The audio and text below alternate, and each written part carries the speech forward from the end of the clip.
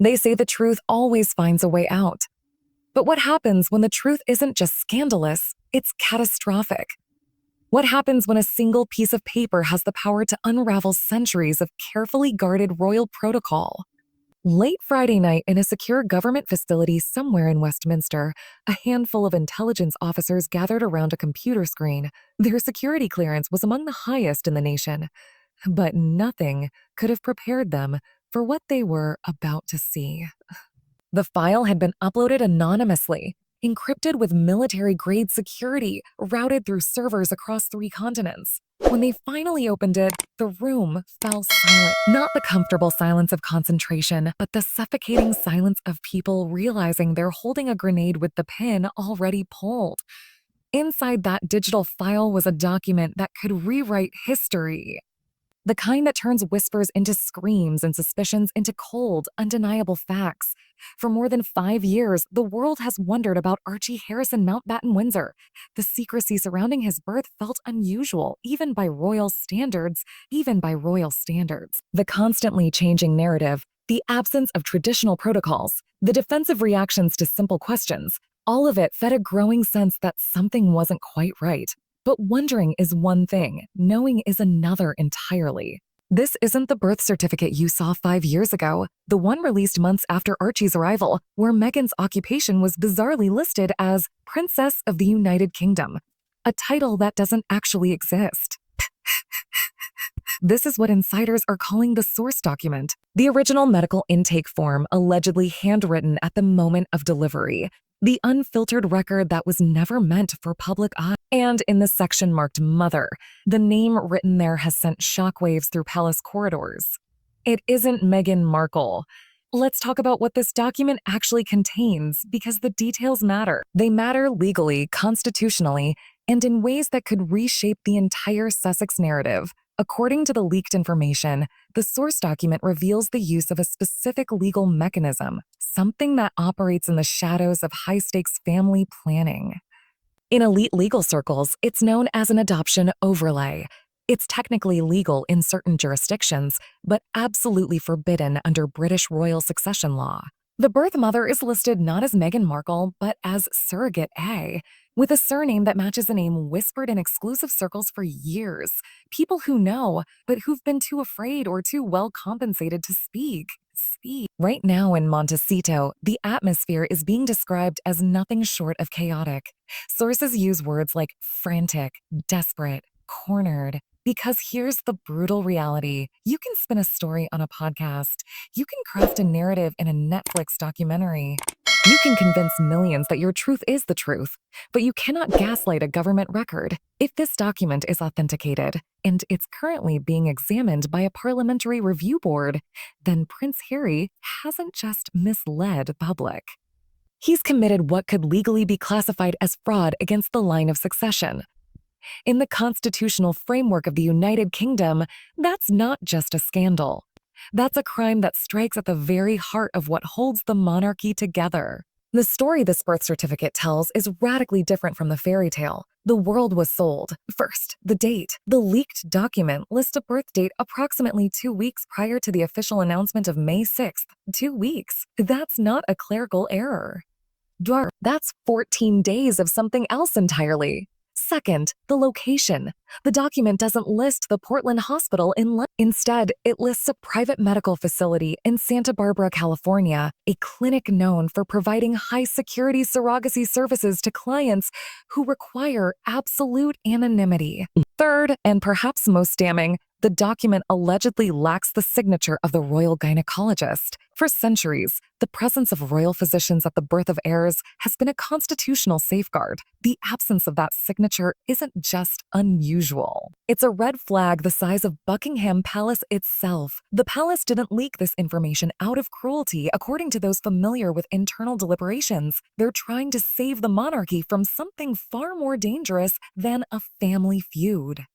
They're trying to save it from a constitutional crisis. The location discrepancy is explosive, but the real fuel is the timeline. The leaked document is dated. So what happened during those missing 18 days? According to the Palace Insider, those 18 days served a very specific purpose. It's being called the laundering period. This was the window during which the child was allegedly transported from the United States to the United Kingdom, not on a commercial flight where records could be tracked. Instead, according to the leak, the transport occurred on a flight logged as diplomatic cargo. That classification provides immunity from customs inspection, from documentation requirements, from all the normal checkpoints that would create a paper trail. It's typically reserved for sensitive government materials. And allegedly, that's how Archie Harrison arrived in the United Kingdom. While the world's media camped outside Windsor Castle, waiting for the traditional photo opportunity, the baby was reportedly already settled into Frogmore Cottage. He'd already made the journey across the Atlantic, already been positioned, already been prepared for the public. Unveiling that would come days later. The timeline suggests that every minute of that waiting period, every update about Meghan being in labor, all of it was theater.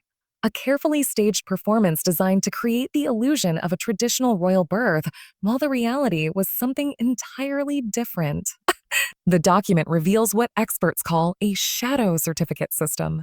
The sanitized version released to the public listed Meghan as the mother, but the source document tells a different story. It allegedly lists the biological parents as Prince Henry of Wales and donor egg, surrogate carrier A. In California, surrogacy laws are straightforward. Meghan would be the legal mother.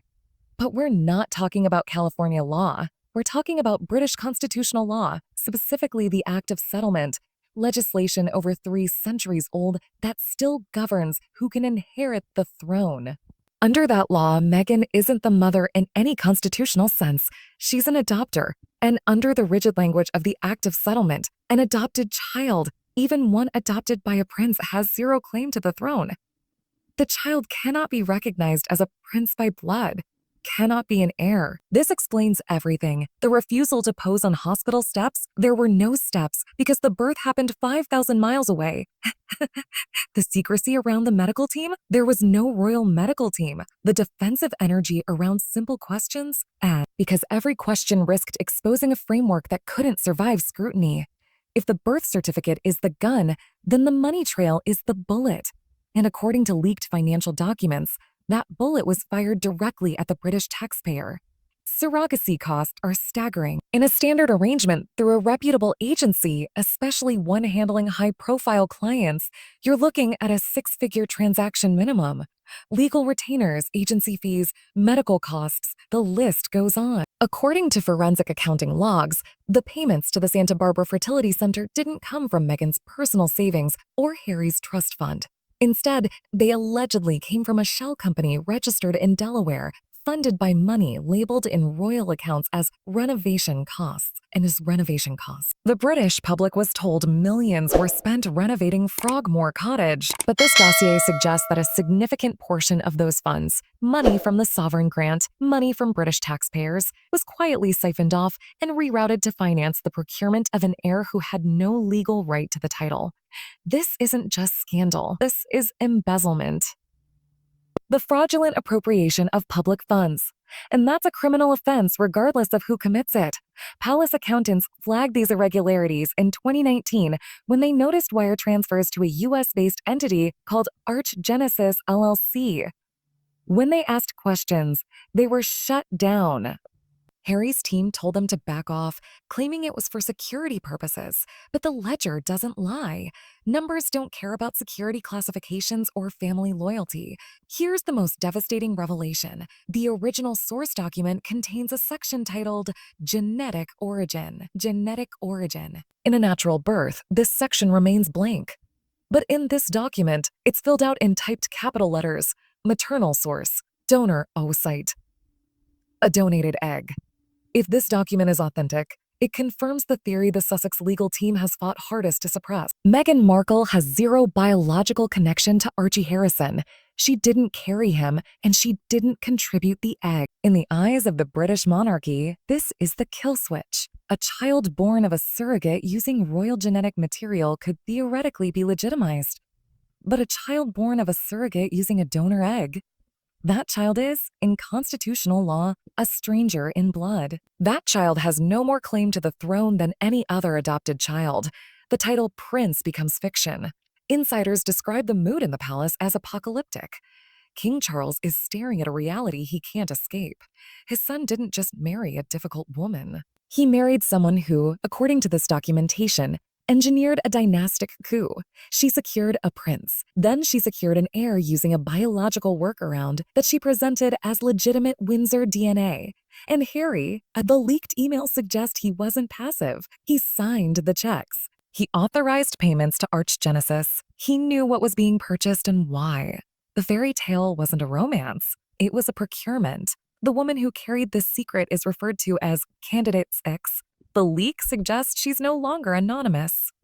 The dossier contains a non-disclosure agreement matched to a woman currently living in Oregon. She's been silent for years, bound by legal agreements, but NDA have expiration dates, and hers just ran out.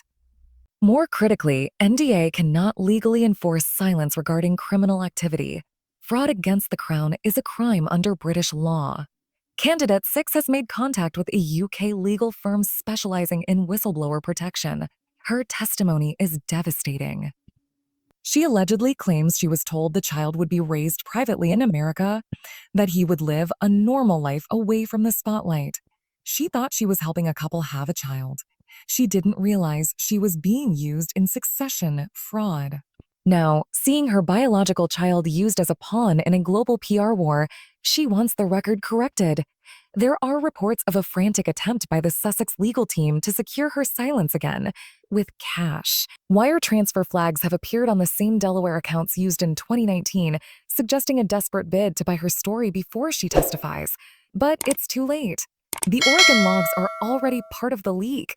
Harry is described as catatonic. Whoa, he knows that by signing the official birth announcement, he falsified a public record. In the UK, that's a criminal offense. King Charles is no longer looking for reconciliation. He's looking for a containment strategy. The instrument of removal is being drafted. It won't be a public stripping of titles. Instead, it will be a quiet modification of the letter's patent. A clarification that effectively erases the children from succession without saying their names. But Meghan isn't going down without a fight. In a frantic call to a senior courtier, Meghan allegedly warned that if the palace proceeds, she will release the diaries, forensic logs of every private conversation, every family dispute from her time in the UK. She's holding the monarchy's reputation hostage to protect her secret, but for the first time in 5 years, King Charles isn't blinking. He's activated Protocol 17, a security measure designed to protect the crown from blackmail by a family member. The palace is preparing to release their own files, the counter-narrative, before Meghan can. The dossier mentions the Sandringham summit. The world was told it was about Meg's set terms, but the leak alleges the real topic was the surrogacy waiver. The late Queen Elizabeth knew the truth. She offered them a deal. Go to America, keep your titles, but never return as working royals. It was essentially prosecution waived for silence. But by doing the Oprah interview, Netflix documentary, and writing Spare, Harry and Meghan broke the waiver. They forced the palace's hand. Confronted with evidence, Harry has reportedly collapsed. He can no longer maintain the victim narrative when his signature is on financial documents. Harry's communications are now routed through palace servers. He's effectively in protective custody within his own marriage, no longer answering Meghan's calls. The king offered him a deal: renounce the fraud, and we save the man; protect the lie, and we destroy the prince. Harry is leaning toward survival. The letter's patent amendment redefines royal titles retroactively. It states titles are reserved exclusively for issue born of the somatic biological union of the title holder and their spouse. It's a silent guillotine. The moment it's signed, Archie and Lilibet's titles cease to exist. The legal foundation evaporates because the condition was never met. In Montecito, silence is deafening. Meghan tried to play poker with an institution that invented the deck. She didn't realize the monarchy values continuity over reputation. A black SUV was spotted leaving the Montecito estate, flanked by diplomatic protection officers. Harry isn't running back to the palace. He's running to a safe harbor. The Spare has returned to the shelf, leaving behind the empty titles and the life built on fiction.